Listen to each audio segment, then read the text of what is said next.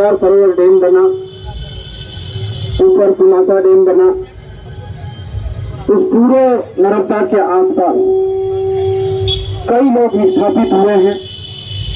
उन लोगों को आज तक भी कई सारे ऐसे लोग हैं मुआवजा नहीं मिला, ठीक से सर्वे नहीं हुआ है। जिन लोगों के अपने अपने सोर्सेस थे, उन लोगों ने अपने अपने सोर्सेस से उसका फायदा उठाया, लेकिन कई सारे लोग आज भी ऐसे हैं जिनको जो उचित मुआवजा मिलना चाहिए था नहीं मिला। ऐसी स्थिति में भी हम तो कहते हैं कि जो शरीर में अलग अलग नसें होती, इंद्रियां होती हैं, उसके प्रवाह के लिए उसको बाधित नहीं किया जाना चाहिए। अर्थात बड़े बड़े डैम नहीं बनाए जाना चाहिए। यदि बिजली बनाना है, सिंचाई की व्यवस्था करना है, पानी की सप्लाई करना है, तो छोटे छोटे स्टॉप डैम, छोटे छोटे डैम बनाकर भी किया जा सकता है। आपको बिजली बनाना है तो हाई टेक्नोलॉजी, आज लेटेस्ट टेक्नोलॉजी आई है, तो पानी का फोर्स भी क्रिएट किया जा सकता है, ऊंचाई पे भी लिया जा सकता है। तो इतने इतने बांध, बड़े बांध बनाने की आपको जरूरत नहीं पड़ेगी। आप अमेरिका में देख लो, हमारे भारत देश में भी देख लो। आज से 7-8 साल पहले जब आपके पूर्वोत्तर भारत में एक बड़ा डैम टूटा था, तो धर्म को मानने वाले, पंथ को मानने वाले सारे के सारे लोग मारे गए थे। तो ऐसी ही सिचुएशन हमारे इलाके में भी है। आपने लापरवाही बरतते हुए नर्मदा नदी के ऊपर के जो डैम बने हैं उनके गेट खोले, और एक इस देश के प्रधानमंत्री माननीय नरेंद्र मोदी जी के जन्म दिवस के अवसर पर उनको तोहफा देने के लिए आपने डैम के गेट नहीं खोले, और कई लोगों को आपने मौत के मुंह में धकेलने का प्रयास किया। ये घोर निंदनीय कार्य है। इसका इस इलाके के न सिर्फ आदिवासी समाज के लोग, न सिर्फ एक धर्म के लोग, समस्त लोग आपकी इस घटिया कृत्य की निंदा करते हैं हम लोग। और ये इस प्रकार के जो चीज है इसकी पुनरावृत्ति ना हो, और इनके किए हुए पापों का प्रायश्चित करना चाहिए, लेकिन हमको भी उसका जवाब देना चाहिए कि ऐसे जो निकम्मे लोग हैं, ऐसे जो क्या कहना चाहिए असंवेदनशील लोग हैं, उनको सत्ता में बने रहने का कोई अधिकार नहीं है। आपको नवंबर माह में मध्य प्रदेश में विधानसभा चुनाव होने वाला है, और 6-7 महीने के बाद में लोकसभा का चुनाव होना है। तो इनको जवाब देने के लिए लोकतंत्र के महापर्व में, जैसे कि लोकेश भाई कह रहे थे, जैसे कि राजेश भाई कह रहे थे, जैसे कि मायाराम जी कह रहे थे, जैसे कि पूर्व वक्ता कह रहे थे, इनको जवाब देना होगा कि आप असंवेदनशील हो, आप मानवता को सामने नहीं रखते हो, आप इंसानियत को सामने नहीं रखते हो, आप जातिगत राजनीति करते हो, आप धर्म आधारित राजनीति करते हो, आप संविधान को खत्म करने की बात करते हो, और चुनिंदा लोगों को फायदा पहुंचाने की बात करते हो। तो ऐसे लोगों को इस सत्ता में बने रहने का कोई अधिकार नहीं है। इस लोकतंत्र के महापर्व में आप लोग कह रहे कि थोड़े लोग बैठे, ये थोड़े लोग नहीं है, ये ताकतवर लोग हैं, ये लीडिंग करने वाले लोग हैं, अपने परिवार लेके बैठे हैं, अपने मित्र को लेके बैठे हैं, अपने अपने इलाके को लेके बैठे हैं। अपने अपने इलाके में इनके लिए प्रचार कीजिए कि ऐसे दुष्टूर लोगों को सत्ता से बाहर निकालने का काम कीजिए, तभी इनकी अकल ठिकाने आएगी।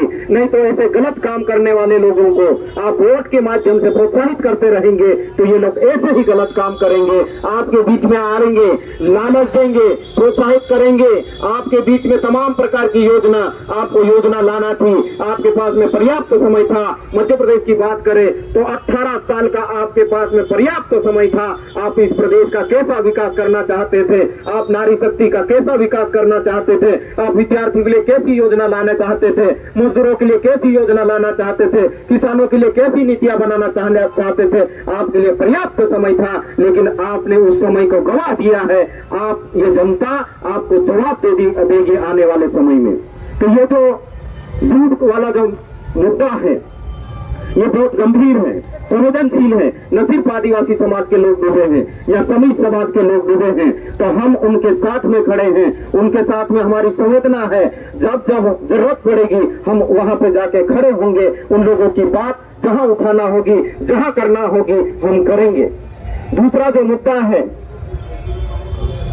कर्मचारियों का, सामाजिक कर्मचारी, जो ये भी एक ऐसा मुद्दा है कि जो समाज का काम करेगा, जो शिक्षा को लेकर काम करेगा, जो स्वास्थ्य को लेकर काम करेगा, जो संवैधानिक अधिकारों को लेकर काम करेगा, लोगों में जन जागृति लाने का काम करेगा, उनको ऐसा लगता है कि ये शासन के खिलाफ है, जबकि ये शासन के सहयोगी हैं। शासन की एक एक योजना को अंतिम जन तक पहुंचाने में मदद करते। आपकी मशीनरी जहां फेल हो जाती है वहां पर सामाजिक कार्यकर्ता खड़ा होता है। लेकिन ये इनकी अकल, जब बोलते हैं ना विनाश काले विपरीत बुद्धि, इनकी बुद्धि फैल गई है और दूसरी दिशा में दौड़ रही है। इसीलिए जो समाज के जागरूक लोग हैं, कर्मठ लोग हैं, उनको परेशान करने का काम कर रहे हैं। और ये किसी विचारधारा विशेष के लोग, उनको मैं यहाँ से कह देना चाहता हूँ कि आप किसी के इशारे पे काम कर रहे हैं। आपको इस संविधान में जनप्रतिनिधि बनने का अधिकार मिला है तो रिजर्वेशन की वजह से मिला है। यदि ये अनुसूचित क्षेत्र है, यहाँ के आप पंच बने हो, सरपंच बने हो, जनपद सदस्य बने हो, जिला पंचायत सदस्य बने हो, या सांसद बने हो, या विधायक बने हो, या मंत्री बने हो, तो उस समाज के सर्टिफिकेट की वजह से बने हो। उस समाज का भला करने के लिए समाज ने आपको चुन के भेजा है। आप उस समाज को दुख तकलीफ या परेशानी में डालने के लिए वहां पर नहीं भेजा है। आप गलत काम कर रहे हैं कि समाज का जो काम कर रहे हैं उनको परेशान कर रहे हैं। आने वाले समय में ये जनता आपको जवाब देगी, इसका खमियाजा आपको भुगतना पड़ेगा। ये जो ट्रांसफर किए, वो भी 54 लोगों का ट्रांसफर किया, चुन चुन के किया आपने, और उनको आपने ऐसे दूरस्थ क्षेत्र में भेजा। आज तक प्रोफेसर को ले लीजिए, प्रोफेसर एक बड़ा पद होता है, उसका यदि ट्रांसफर करोगे तो एक जगह पे जाके वो कहीं न कहीं अपने आप को सर्वाइव करेगा। ट्रांसफर प्रोफेसरों के नहीं होते, आप फिर भी आप चुन चुन के प्रोफेसरों को बालाघाट भेजते हो, आप मुरैना भेजते हो, आप भिंड भेजते हो, आप शहडोल भेजते हो, आप बैतूल भेजते हो। ये आपका गलत काम है। दूसरी बात, आप टीचरों को चुन चुन के, जिनका ट्रांसफर होता है तो ब्लॉक के ब्लॉक में होता है या अदर ब्लॉक में होता है, लेकिन आप उनको अदर डिस्ट्रिक्ट में करते हो और वहां भी दूरस्थ स्थान पे करते हो, और वो भी बुध सत्र में करते हो। आप कहने को कहते हो कि मैं मामा हूँ। इस प्रदेश का मुखिया क्या कहता है कि मैं तो सबका मामा हूँ, इस प्रदेश की नारी शक्ति मेरी बहनें हैं, और इस प्रदेश के जो बच्चे हैं वो मेरे भांजे हैं। आपको भांजों की चिंता नहीं है, मिडिल सत्र में जाके ट्रांसफर करते हो, शिक्षक नहीं है। राजेश भाई कह रहे थे कि हमारे बड़वानी जिले में कई सारे ऐसे विद्यालय हैं जहां पर जितनी पदस्थापना उतने शिक्षक नहीं है, वहां से उठा के आपने शिक्षकों को ट्रांसफर कर दिए, वहां पर दूसरे शिक्षकों को नहीं भेजा। उन्होंने कोई गुनाह कर दिया होगा तो हमको दिखता, हमको जो दिख रहा है वो समाज का काम कर रहे हैं, वो संवेदनशील लोग हैं और जनता को एक रास्ता दिखाने का काम कर रहे हैं। उनको उठा के आपने ट्रांसफर कर दिया, और उनकी पढ़ाई की मामा को कोई चिंता नहीं, भांजे की चिंता मामा को नहीं है। इसलिए भांजे को भी सोचना है, बहनों को भी सोचना है, और भाइयों को भी सोचना है। यदि सही में यदि भैया होते, वो मामा होते हमारे, तो हमारी चिंता करते और इस प्रकार के कृत्य नहीं करते। तो मैं कहना चाहता हूं कि आपने जो गलत कृत्य किया है, ये हमारे साथी लोग कोर्ट में गए, यदि आपकी नीति सही होती, आपकी पॉलिसी सही होती तो उनको स्टे नहीं मिलता, स्टे खारिज हो जाता। तो ये आपके मुंह पे तमाचा है कि माननीय कोर्ट ने एक स्टे दिया। तालियों के गड़गड़ाहट में कोर्ट की सराहना करता हूं और आपके गलत नीतियों की निंदा करता हूं। यहाँ से दूसरा जो महत्वपूर्ण मुद्दा है वो ये है कि ये पूरा जो बड़वानी जिला है, यहाँ कृषि प्रधान है, यहाँ मजदूर लोग रहते हैं। यहाँ पर पिछले कुछ समय से बारिश नहीं हुई और हमारी ऊबड़ खाबड़ पतली जमीन है, निरंतर बारिश नहीं होने की वजह से सूख गई फसलें। अभी बारिश हुई, ज्यादा बारिश हुई, उससे हमारी फसलों का नुकसान हुआ है।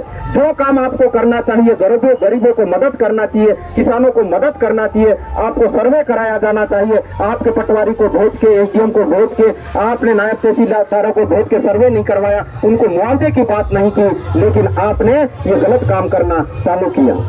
तो यहाँ से हम कहना चाहते हैं कि आने वाले समय में हम ये नहीं कह रहे कि किस विचारधारा का समर्थन कीजिए, आप सच्चाई का साथ दीजिए। और ये गलत लोग हैं, ये सिर्फ वादे करते हैं, हवा में बात करते हैं और आदिवासी समाज का विशेष करके नुकसान पहुंचाने का काम करते हैं। ऐसी विचारधारा को पहचानिए और उसको इस सत्ता से उखाड़ फेंकने में अपना काम कीजिए। और दूसरी बात, हमने वाणिज्यकर अधिकारी की नौकरी छोड़ के आए हैं।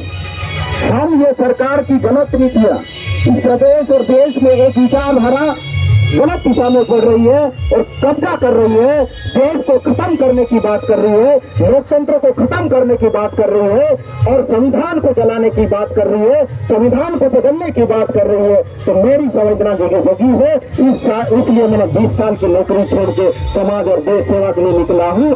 तो मैं चाहता हूँ कि जब जब याद करें, जब जब आप याद करेंगे, जब जब मेरे समाज के लोग, जब जब देश के गरीब तबके के लोग, चाहे किसी भी धर्म के मानने वाले हो, किसी भी जात के हो, किसी भी पंथ के हो, वहां जाके खड़ा हूं और मेरा जीवन उनके लिए समर्पित कर रहा हूं मैं।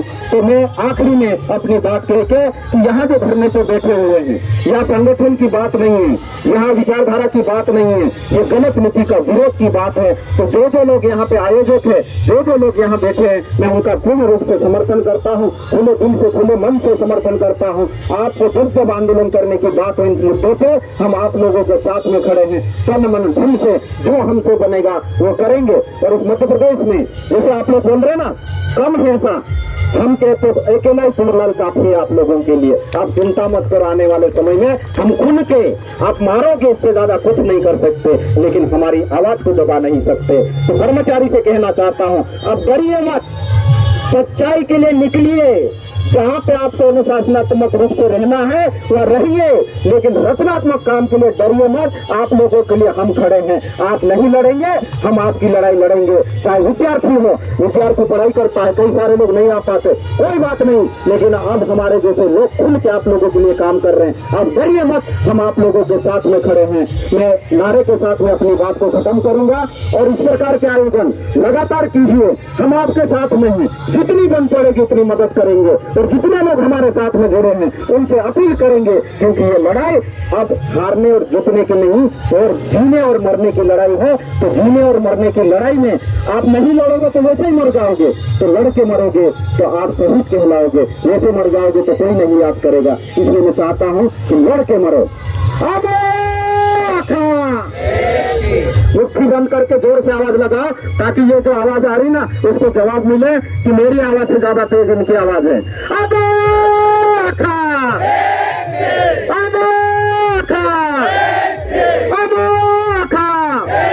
शिवराज सरकार होश में आओ, शिवराज सरकार होश में आओ, शिवराज सरकार होश में आओ। मामा तेरी तानाशाही नहीं चलेगी, नहीं चलेगी। मामा तेरी तानाशाही नहीं चलेगी, नहीं चलेगी। जोर जुर्म के टक्कर में, जोर जुर्म के टक्कर में लड़ेंगे, लड़ेंगे, लड़ेंगे। जय जवान, जय किसान, जय जवान, जय किसान, जय जवान, जय किसान। शुक्रिया, धन्यवाद, बहुत बहुत धन्यवाद दादा।